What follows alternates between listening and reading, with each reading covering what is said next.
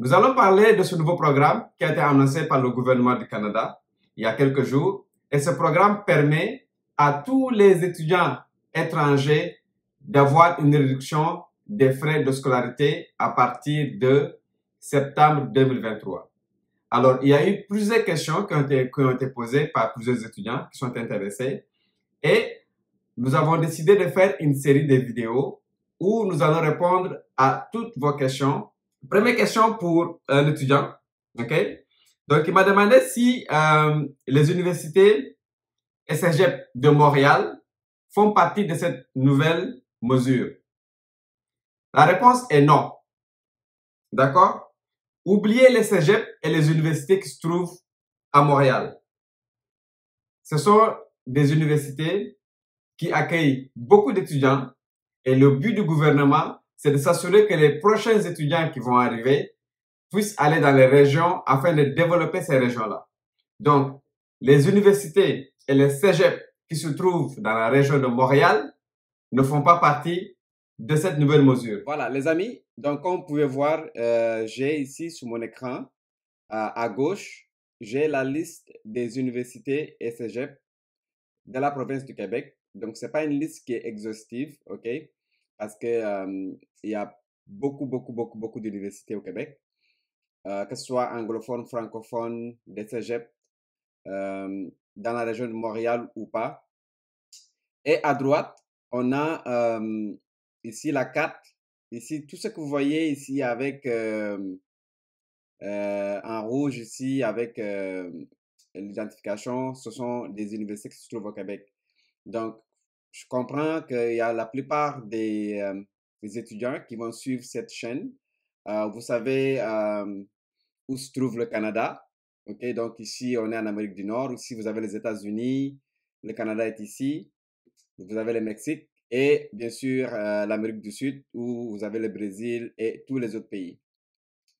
À droite de l'écran, on a ici les pays de l'Afrique, ok? Comme vous avez ici, il y a le Sénégal, la Guinée, Burkina Faso, avec tous nos amis maliens.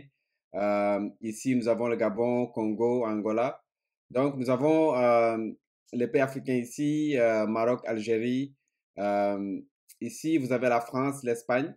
Donc, le Canada se trouve ici. Donc, je suppose que tout le monde connaît ceci. Alors, si je fais un petit zoom, OK, vous avez les universités qui sont dans ces régions-là. OK, donc je vais juste réduire un peu. Ouais, OK, je pense qu'ici c'est parfait. Donc, si on prend exemple l'Université Laval, OK, donc l'Université Laval, donc directement, automatiquement, notre identification change. OK, donc on se rend compte qu'on est vraiment ici à l'Université Laval, d'être ici. OK, vous pouvez voir. Donc, ce programme-là, c'est uniquement pour les établissements francophones qui sont hors de la région de Montréal. OK?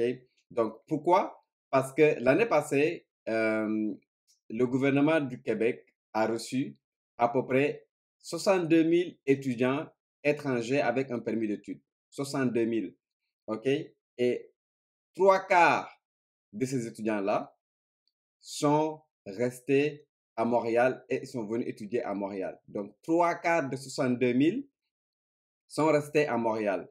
Donc, dans ce programme-là, avec le gouvernement, l'objectif, c'est de faire en sorte que les étudiants qui viennent rester ici à Montréal chaque année puissent aller dans les régions, donc puissent aller au nord, remplir ces régions-là qui sont pratiquement vides d'étudiants et faire en sorte que ces régions-là puissent se développer. D'accord? Donc, c'est ça l'objectif de ce programme-là. C'est pourquoi le gouvernement a investi 80 millions de dollars canadiens d'ici 4 ans, à partir de 2023. Alors, deuxième question. Je suis actuellement au Québec. Est-ce que je peux bénéficier de la réduction des frais de scolarité? La réponse est non.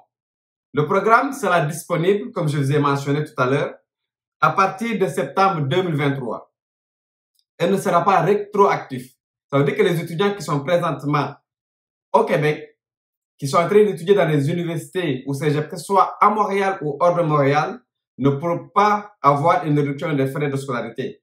C'est pas un programme qui est rétroactif. Même si ça, on arrive en 2023, ils vont pas vous n'allez pas faire partie de ce programme-là. D'accord? Donc, ce programme vise les étudiants qui vont s'inscrire à partir de septembre 2023 à temps plein dans des universités et écoles qui sont ailleurs que la région de Montréal. D'accord? Donc, les étudiants qui sont actuellement ici ne font pas partie. OK? Donc, les frais de scolarité que vous allez payer et que vous payez maintenant sont en moyenne pour les universités, OK? C'est environ 24 000 $, ce qui représente 11,5 millions de francs CFA, et 17 000 $, ce qui représente 8,1 millions de francs CFA pour les étudiants qui étudient dans les cégeps. D'accord? Troisième question. Est-ce que je peux bénéficier de ce programme même si je suis un étudiant africain? La réponse est oui. Ce programme est pour tous les étudiants internationaux qui viennent de partout dans le monde. Vous devez obtenir par ailleurs une admission dans une école en région et un programme qui fait partie des secteurs d'activité cités par le gouvernement du Québec. Donc, dans la vidéo que j'ai publiée récemment, j'ai parlé des secteurs d'activité et j'ai partagé mon écran de tous les domaines et les secteurs d'activité qui ont été cités par le gouvernement du Québec. Donc, pour faire partie de ce programme-là, vous devez faire une demande d'admission dans des universités ou écoles qui sont hors de la région de Montréal et le programme que vous devez choisir doit être un programme qui fait partie des secteurs d'activité cités par le gouvernement du Québec. C'est très important pour pouvoir bénéficier de ces réductions de frais parce que sinon, vous allez faire une demande d'admission pour 2023, vous allez arriver ici et vous n'allez pas être dans ce programme-là et les coûts des études sont extrêmement élevés. Donc, faites très attention par rapport au choix du programme que vous devez faire. Super important. Une des questions qui est très, très intéressante qu'une étudiante m'a posée, c'est-à-dire qu'elle m'a demandé, est-ce que les frais de logement, de nourriture, de transport seront à sa charge ou à la charge du gouvernement vu l'annonce de ce nouveau programme? Je dirais que la réponse est que les frais de nourriture, de logement, de subsistance seront à la charge intégrale de l'étudiant. Donc, toi, les frais de scolarité seront réduits, mais les frais de logement, nourriture et services et autres seront à ta charge. D'accord? Donc, c'est très important de le prévoir dans ton budget. Alors, je vais te faire un petit budget, ça va être un budget rapide de ce que tu peux dépenser et de ce que tu peux gagner en tant qu'étudiant. OK? Je prends le contexte que à partir de 2023, quand tu vas arriver comme étudiant, OK? Quels sont les montants que tu vas dépenser et les montants que tu vas gagner si tu travailles comme étudiant. OK?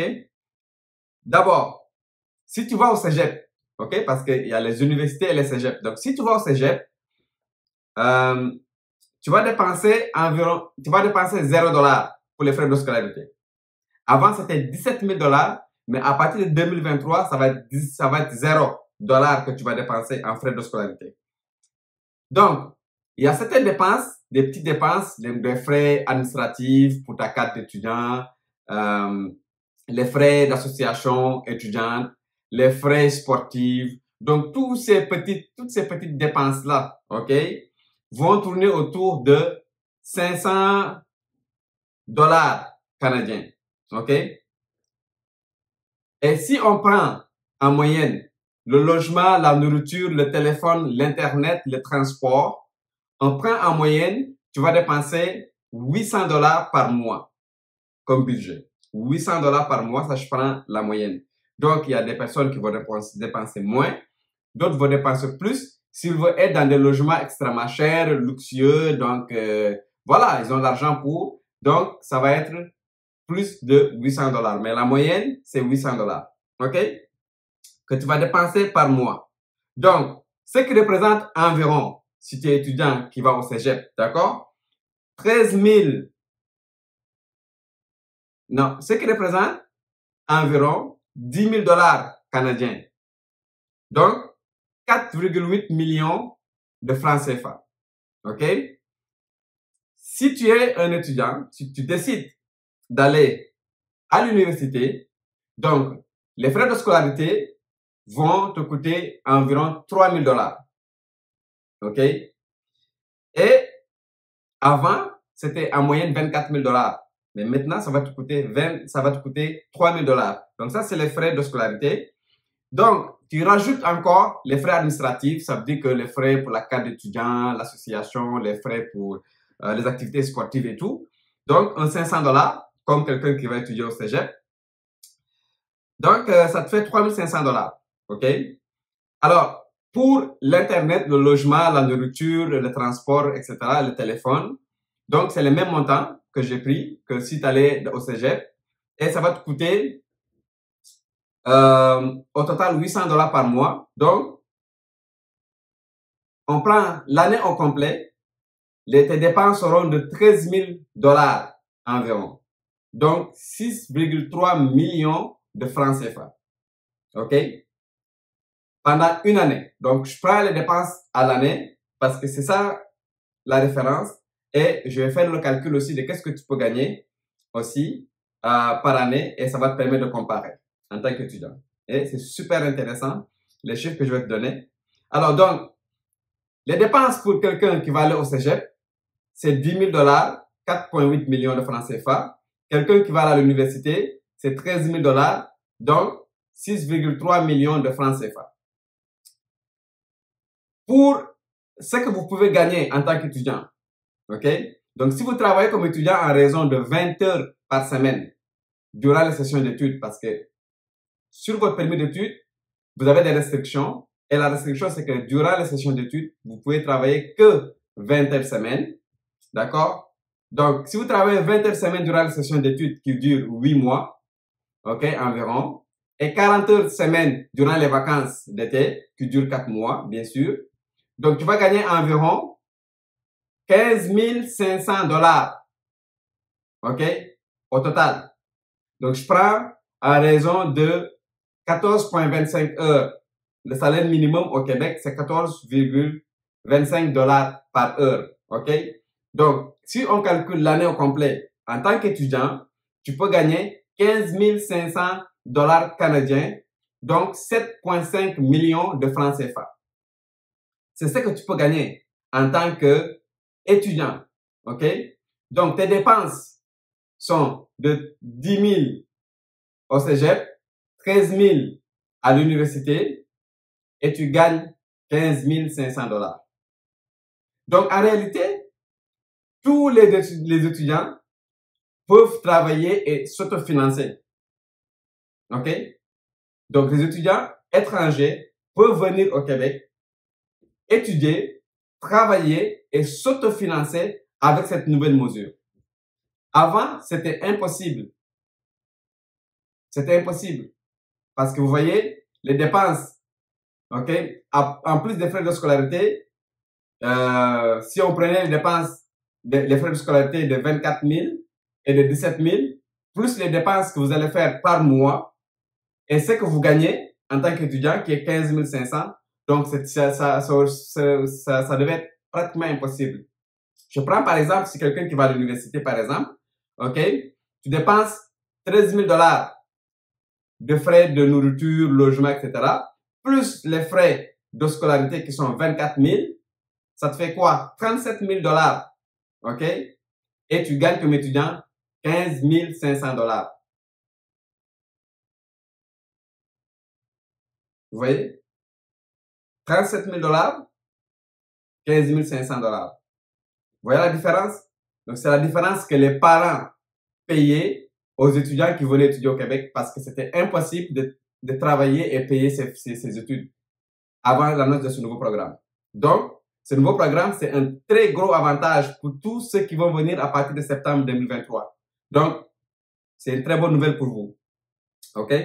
Cinquième question. Voilà, l'étudiant me demande, est-ce que je peux faire une demande d'admission déjà pour l'automne 2023? Demande d'admission déjà pour l'automne 2023, donc ça veut dire que septembre 2023. La réponse est oui. C'est même recommandé pour faire une demande d'admission vraiment à l'avance. Pourquoi? Parce que ça te permet de te préparer dans les meilleures conditions pour pouvoir venir étudier dans les meilleures conditions. Donc, si tu vas sur notre plateforme, par exemple, je vais mettre le lien de notre plateforme en description. C'est www.seawaycampus.com.